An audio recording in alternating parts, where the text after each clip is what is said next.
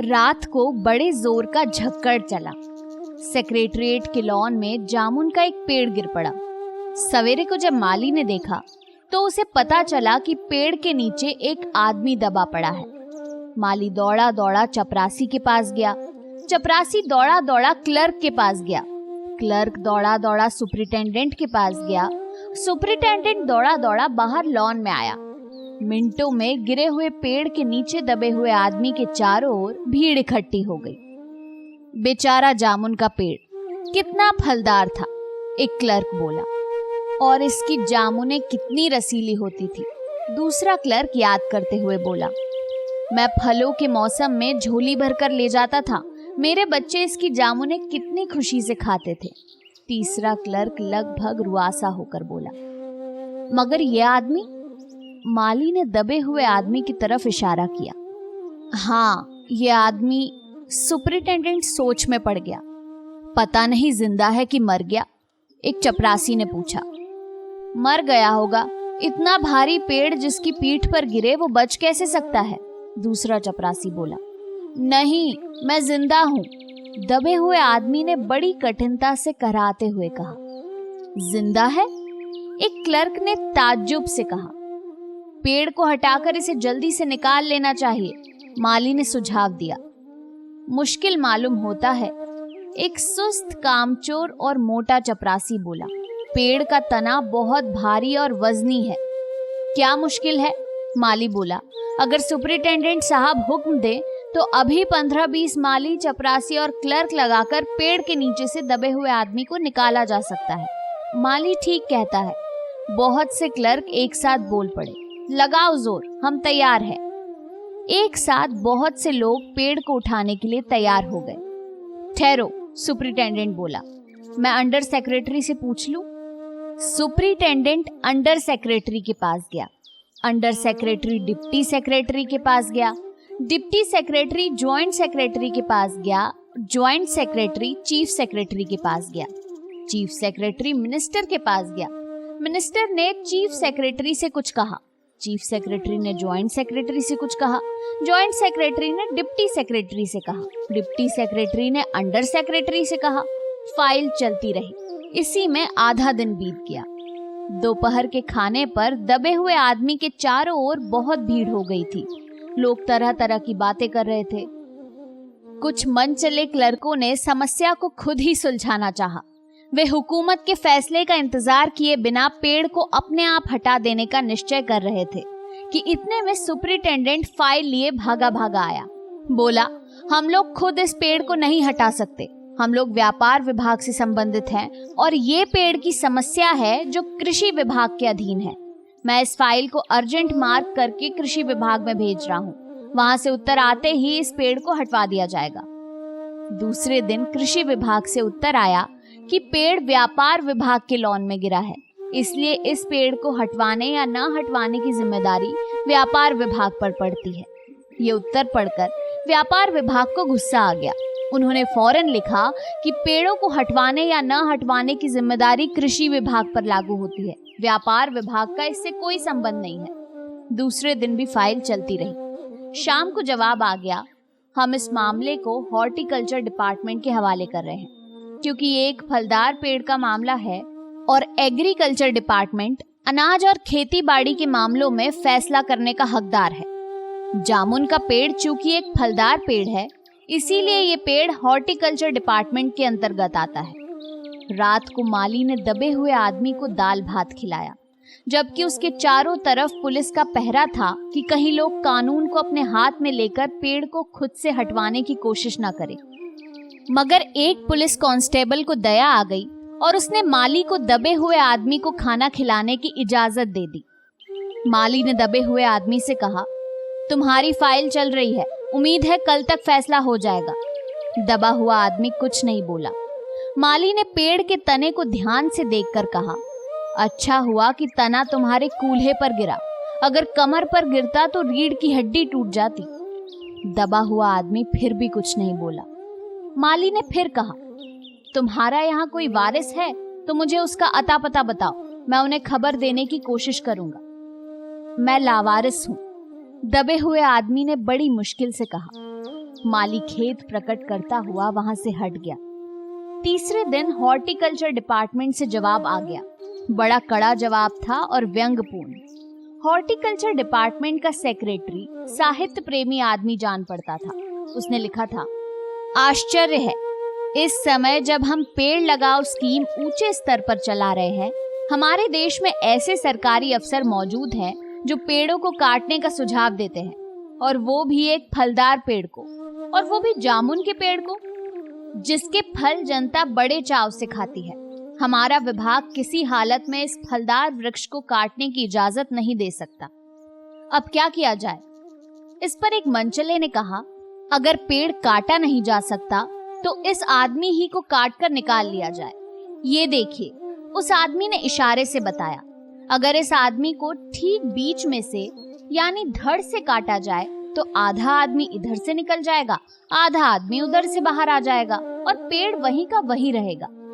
मगर इस तरह तो मैं मर जाऊंगा। दबे हुए आदमी ने आपत्ति प्रकट करते हुए कहा। ये भी ठीक कहता है, एक क्लर्क बोला।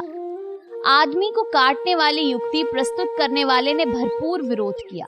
आप जानते नहीं हैं, आजकल प्लास्टिक सर्जरी कितनी उन्नति कर चुकी है। मैं तो समझता हूँ अगर इस आदमी को बीच में से काट कर निकाल लिया जाए तो प्लास्टिक सर्जरी से धड़ के स्थान से इस आदमी को फिर से जोड़ा जा सकता है। इस बार फाइल को मेडिकल डिपार्टमेंट में भेज दिया गया। मेडिकल डिपार्टमेंट ने फौरन एक्शन लिया और जिस दिन फाइल उनके विभाग में पहुंची, दूसरे ही दिन उन्होंने अपने विभाग का सबसे योग्य प्लास्टिक सर्जन छानबीन के लिए भेज दिया।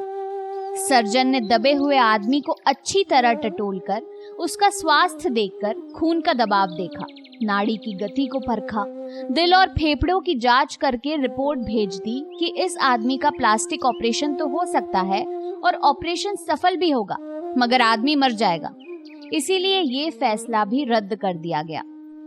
रात को माली ने दबे हुए आदमी के मुंह में खिचड़ी डालते हुए उसे बताया कि अब मामला ऊपर चला गया है। सुना है कि कल सेक्रेटरीट के सारे सेक्रेटरियों की मीटिंग होगी, उसमें तुम्हारा केस रखा जाएगा। उम्मीद है सब काम ठीक हो जाएगा। दबा हुआ आदमी एक आह भरकर धीरे से बोला, ये तो माना कि तगाफुल न करोगे, लेकिन खाक हो जाएंगे हम तुमको खबर होने तक। माली ने अचंभे से मुंह में उंगली दबा ली और चकित भाव से बोला, क्या तुम शायर हो? दबे हुए आदमी ने धीरे से सिर हिला दिया। दूसरे दिन माली ने चपरासी को बताया, चपरासी ने क्लर्क को, क्लर्क ने हेड क्लर्क को। थोड़ी ही देर में सेक्रेटरीट में यह अफवाह फैल गई कि दबा हुआ आदमी शायर है। बस फिर क्या था, लोगों का झुंड शायर को देखने के लिए उमड़ पड़ा। इसकी चर्चा शहर में भी फैल गई और शाम तक गली गली से शायर जमा होना शुरू हो गए। सेक्रेटरीट का लॉन भांति भांति के कवियों से भर गया और दबे हुए आदमी के चारों ओर कवि सम्मेलन का सा वातावरण उत्पन्न हो गया। सेक्रेटरीट के कई क्लर्क और अंडर सेक्रेटरी तक जिन्हें साहित्य और कविता से लगाव था, रुक गए। कुछ शायर दबे हुए आदमी को अपनी कविताएं और दोहे सुनाने लगे। कई क्लर्क उसको अपनी कविता पर आलोचना करने को मजबूर करने लगे। जब ये पता चला कि दबा हुआ आदमी एक कवि है, तो सेक्रेटरीट की सब कमेटी ने फैसला किया कि चूंकि दबा हुआ आदमी एक कवि है, इसीलिए इस फाइल का संबंध न एग्रीकल्चर डिपार्टमेंट से है न हॉर्टिकल्चर डिपार्टमेंट से, बल्कि सिर्फ कल्चरल डिपार्टमेंट से है। कल्चरल डिपार्टमेंट से अनुरोध किया गया कि जल्द से जल्द मामले का फैसला करके अभागे कवि को इस फलदार पेड़ से छुटकारा दिलाया जाए। फाइल कल्चरल डिपार्टमेंट के अनेक विभागों से गुजरती हुई साहित्य अकादमी के सेक्रेटरी के पास पहुंची। बेचारा सेक्रेटरी उसी समय अपनी गाड़ी में सवार होकर सेक्रेटरीट पहुंचा और दबे हुए आदमी से इंटरव्यू लेने लगा। तुम कवि हो? उसने पूछा। जी हाँ, दबे हुए आदमी ने जवाब दिया। किस उपनाम से शोभित हो? ओस। ओस? सेक्रेटरी जोर से चीखा। क्या तुम वही ओस हो जिसका गद्य संग्रह ओस के फूल अभी हाल ही में प्रकाशित हुआ है? दबे हुए कवि ने हुंकार में सिर हिलाया। क्या तुम हमारी अकादमी के मेंबर हो? सेक्रेटरी ने पूछा। नहीं। आश्चर्य है, सेक्रेटरी जोर से चीखा। इतना बड़ा कवि, ओस के फूल का लेखक, और हमारी अकादमी का मेंबर नहीं है? उफ, कैसी भूल हो गई हमसे। कितना बड़ा कवि और कैसी अंधेरी गुमनामी में दबा पड़ा है। गुमनामी में नहीं, एक पेड़ के नीचे दबा हूँ। कृपया मुझे इस पेड़ के नीचे से निकालिए, अभी बंदोबस्त करता हूँ। सेक्रेटरी फौरन बोला और फौरन उसने अपने विभाग में रिपोर्ट की। दूसरे दिन सेक्रेटरी भागा भागा कवि के पास आया और बोला, मुबारक हो, मिठाई खिलाओ। हमारी सरकारी साहित्य अकादमी ने तुम्हें अपना केंद्रीय शाखा का मेंबर चुन लिया है। ये लो चुनाव पत्र, मगर मुझे इस पेड़ के नीचे से तो निकालो। दबे हुए आदमी ने कराह कर कहा। उसकी सांस बड़ी मुश्किल से चल रही थी और उसकी आंखों से मालूम होता था कि वो घोर पीड़ा और दुख में पड़ा है। ये हम नहीं कर सकते, सेक्रेटरी ने कहा, और जो हम कर सकते थे वो हमने कर दिया है। बल्कि हम तो यहाँ तक कर सकते हैं कि अगर तुम मर जाओ तो तुम्हारी बीवी को वजीफा दे सकते हैं। अगर तुम दरख्वास्त दो तो हम वो भी कर सकते हैं। मैं अभी जीवित हूँ, कवि रुक रुक कर बोला, मुझे जिंदा रखो। मुसीबत ये है, सरकारी साहित्य अकादमी का सेक्रेटरी हाथ मलते हुए बोला, हमारा विभाग सिर्फ कल्चर से संबंधित है। पेड़ काटने का मामला कलम दवात से नहीं, आरी कुल्हाड़ी से संबंधित है। उसके लिए हमने फॉरेस्ट डिपार्टमेंट को लिख दिया है और अर्जेंट लिखा है। शाम को माली ने आकर दबे हुए आदमी को बताया, कल फॉरेस्ट डिपार्टमेंट के आदमी आकर इस पेड़ को काट देंगे और तुम्हारी जान बच जाएगी। माली बहुत खुश था। दबे हुए आदमी का स्वास्थ्य जवाब दे रहा था, मगर वो किसी न किसी तरह अपने जीवन के लिए लड़े जा रहा था। कल सवेरे तक किसी न किसी तरह उसे जीवित रहना है। दूसरे दिन जब फॉरेस्ट डिपार्टमेंट के आदमी आरी कुल्हाड़ी लेकर पहुंचे तो उनको पेड़ काटने से रोक दिया गया। मालूम हुआ कि विदेश विभाग से हुक्म आया था कि इस पेड़ को न काटा जाए। कारण ये था कि इस पेड़ को 10 साल पहले पिटोनिया राज्य के प्रधानमंत्री ने सेक्रेटरीट के लॉन में लगाया था, और अब अगर ये पेड़ काटा गया तो इस बात का काफी अंदेशा था कि पिटोनिया सरकार से हमारे संबंध सदा के लिए बिगड़ जाएंगे। मगर एक आदमी की जान का सवाल है, एक क्लर्क चिल्लाया। दूसरी ओर 2 राज्यों के संबंध का सवाल है, दूसरे क्लर्क ने पहले क्लर्क को समझाया। और ये भी तो समझो कि पिटोनिया सरकार हमारे राज्य को कितनी सहायता देती है।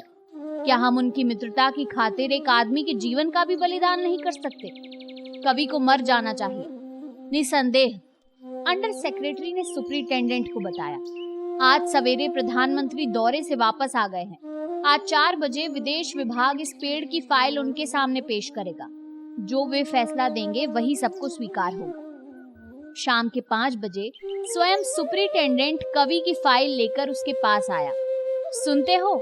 आते ही वो खुशी से फाइल को हिलाते हुए चिल्लाया, प्रधानमंत्री ने इस पेड़ को काटने का हुक्म दे दिया और इस घटना की सारी अंतर्राष्ट्रीय जिम्मेदारी अपने सिर ले ली है। कल ये पेड़ काट दिया जाएगा और तुम इस संकट से छुटकारा हासिल कर लोगे। सुनते हो? आज तुम्हारी फाइल पूर्ण हो गई। मगर कवि का हाथ ठंडा था। आंखों की पुतलियां निर्जीव और चींटियों की एक लंबी पात उसके मुंह में जा रही थी। उसके जीवन की फाइल भी पूर्ण हो चुकी थी।